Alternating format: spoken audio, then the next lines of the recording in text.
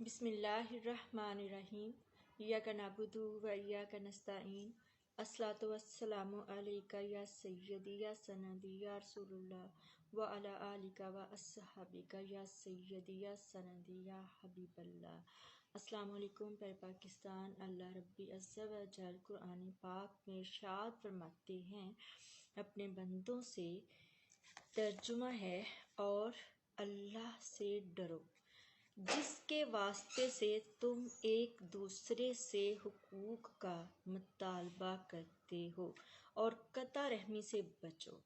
کچھ شک نہیں کہ اللہ تمہیں دیکھ رہا ہے، اور یتیموں کا مال جو تمہاری تحویل میں ہو ان کے حوالے کر دو، اور ان کے پاکیزہ اور عمدہ مال کو اپنے ناقص اور برے مال سے نہ بدلو، اور نہ ان کا مال اپنے مال میں ملا کر کھاؤ، کہ یہ بڑا سخت گناہ ہے۔ اللہ پاک، اللہ رب عز و جل مالک اپنے بندوں سے بے انتہا پیار کرتے ہیں۔ اللہ تعالیٰ نے انسان کو اشرف المخلوقات بنایا ہے، اور اللہ تعالیٰ کے نزدیک جو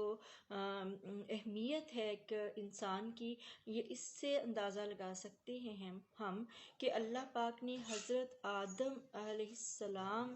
میں جب روح پھونکی ہے تو ملائکہ کو حکم دیا کہ وہ سجدہ کریں حضرت آدم علیہ السلام کو، لیکن اللہ پاک نے اپنے بندوں کے لیے جو حدود مقرر کی ہے نا، کہ اس حد سے آگے بڑھو گے تو شریر ہو جاؤ گے، اس حد سے آگے بڑھو گے تو متکبر ہو جاؤ گے، ابلیس کی طرح راندے جاؤ گے، اور اللہ کی جو ہے قہر کے جو تم حقدار بنو گے۔ اور اگر اپنی حدود میں رہو گے تو پھر اللہ بے حد مہربان ہے، اور اللہ سے بڑھ کر نہ کوئی محبت کرنے والا ہے اپنے بندوں سے، اور نہ ہی اللہ سے بڑھ کر کوئی پیار کرنے والا ہے، اور نہ ہی کوئی دعاؤں کا سننے والا ہے۔ تو پاک پروردگار فرماتے ہیں کہ اللہ سے ڈرو، یعنی یہ نہیں ہے کہ ایک بندہ ہوتا ہے جیسے کسی چیز سے ہم ڈرتے ہیں کہ ہائے وہ شیر آ گیا، وہ ہمیں چیر پھاڑ کھائے گا، یا مطلب جس طرح ایک بندے کو ڈر لگتا ہے، گولی سے ڈر لگتا ہے، لاٹھی سے ڈر لگتا ہے۔ فرماتے ہیں کہ کس ناطے اللہ سے ڈرو، کہ جس کے واسطے تم ایک دوسرے سے حقوق کا مطالبہ کرتے ہو، جس کے واسطے حقوق کا مطالبہ اب اللہ پاک نے جو قرآن پاک میں اور سنت رسول صلی اللہ علیہ وسلم کو دیکھتے ہوئے ہمیں مکمل طور پر رہنمائی حاصل ہوتی ہے کہ کس کے حقوق کیا ہیں اور کس کے فرائض کیا ہیں۔ ماں باپ کے جو فرائض کیا ہیں، آگے اولاد کے فرائض کیا ہیں۔ جب اولاد چھوٹی ہوتی ہے تو وہ ان کے حقوق کو پورا کرتے ہوئے ماں باپ ان کی پرورش کرتے ہیں، کھلاتے پلاتے ہیں، ان کی تربیت کرتے ہیں۔ پھر جب ماں باپ بوڑھے ہو جاتے ہیں تو کیا حقوق ہوتے ہیں، پھر وہی اولاد جو ہے اللہ نے جو حدود مقرر فرمائی ہوئی ہیں اس کے تحت جو اولاد پھر اپنے پیرنٹس کا جو ہے وہ کرتی ہے، کہ پیرنٹس مطالبہ کرتے ہیں کہ بھئی میں نے تم لوگوں کو، ہم نے پالا ہے، اب تمہاری باری ہے۔ اسی طرح اللہ پاک فرماتے ہیں قطع رحمی سے بچو، یعنی قطع رحمی یعنی اپنے رشتوں کو چھوڑ نہ دو، جو خون کے رشتے ہیں ان کو چھوڑنے کی قطعاً اجازت نہیں ہے۔ اگرچہ رشتوں کے معاملے میں جو ہیں کچھ دکھ اور برداشت بھی کرنا پڑ جائیں، پھر بھی اپنے رشتوں کے ساتھ جڑ کے رہنا چاہیے، کیونکہ یہ اللہ پاک کا حکم ہے، اور اللہ تعالیٰ رشتوں کے توڑنے کو پسند نہیں فرماتے۔ ماں باپ کا رشتہ، بہن بھائیوں کا رشتہ، اور اس طرح سے مطلب جتنے بھی ہمارے بلڈ ریلیشنز ہیں ان کو لے کر پھر ایک خاندان ہوتا ہے، چچا تایا ہوتے ہیں، ماموں خالائیں ہوتی ہیں، اور ان سب کے جو حقوق ہیں وہ وہی ہیں جو اللہ تعالیٰ نے ہمیں بتائے ہیں۔ اور اللہ فرماتے ہیں کہ ان حقوق کا جو مطالبہ کرتے ہو ایک دوسرے سے تو پھر مجھ سے ڈرو، اور کچھ شک نہیں کہ اللہ تمہیں دیکھ رہا ہے، یعنی جو بھی اعمال ہم کر رہے ہیں، اللہ کے بندے جو کچھ بھی کرتے ہیں اللہ پاک دیکھ رہے ہیں۔ اور یتیموں کا مال جو تمہاری تحویل میں ہو ان کے حوالے کر دو، یعنی کہ اگر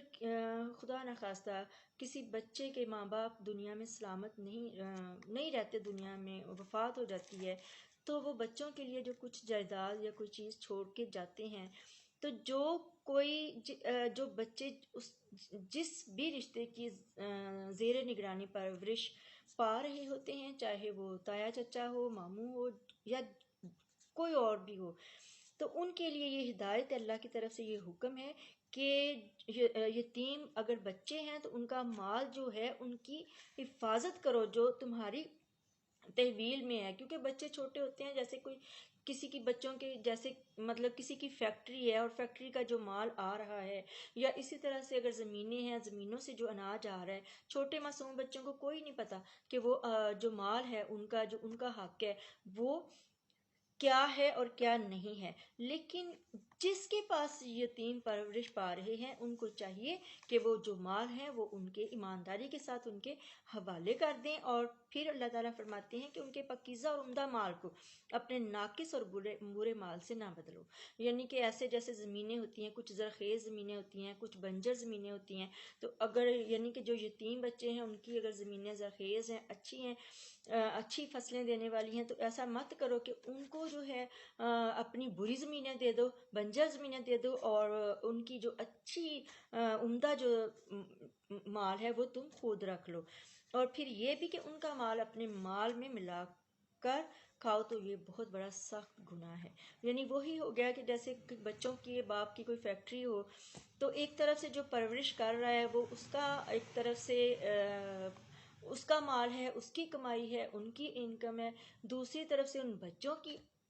جو ہے انکم ہے، جو ان کا مال ہے، یعنی کہ ان کو مکس نہ کر دو، گڈمٹ نہ کر دو، گھر کی گروسری کرنی ہے، گھر کی کوئی چیزیں لینی ہے اور کوئی لباس لینا ہے، کچھ بھی لینا ہے، یہ مت کرو کہ ان کے پیسوں کو اپنے پیسوں میں ملا لو تم، تاکہ کہیں ایسا نہ ہو کہ ان کے پیسے زیادہ ہو جائیں اور یہ پھر بوجھ ہوگا، اور یہ پھر بہت بڑا سخت جو ہے گناہ ہوگا، اور اللہ پاک نے یہ پھر وارن کیا ہے۔ ویسے بھی یتیموں کے حقوق جو ہیں وہ بہت زیادہ ہیں، تو اس فرمان عالی شان میں یہی ہے کہ پاک پروردگار نے فرمایا ہے کہ ڈرو اس سے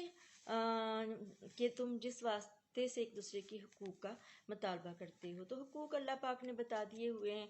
کہ ہمسائے کے حقوق کیا ہیں، عام انسانیت کے حقوق کیا ہیں، تو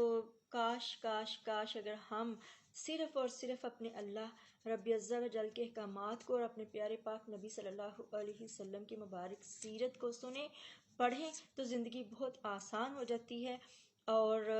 بہت زیادہ انسان جو ہے اس کا دل مطمئن ہوتا ہے، اس کا ضمیر مطمئن ہوتا ہے۔ اگر کبھی کسی بہن بھائی کے لیے ہمارا لہجہ تلخ ہو جائے یا ہم اپنے رویے سے کسی کو دکھ پہنچا دیں، تو فوراً جو ہے ہمیں سوری کرنا چاہیے، کیونکہ اس سے دل بندے کا ہلکا پھلکا ہو جاتا ہے، اور اللہ رب عزت و جل ہمارے ملک پر رحم فرمائے اللہ تعالیٰ۔ اور کوئی حقوق نہیں ہے عوام پاکستان کے، انہوں نے بہت ظلم ڈھا رہے ہیں جو پاکستان کے حکمران ہیں، بس اللہ سے دعا کے علاوہ ہم اور کچھ نہیں کر سکتے۔ تھینک یو، پیارے پاکستان، اینڈ اللہ حافظ۔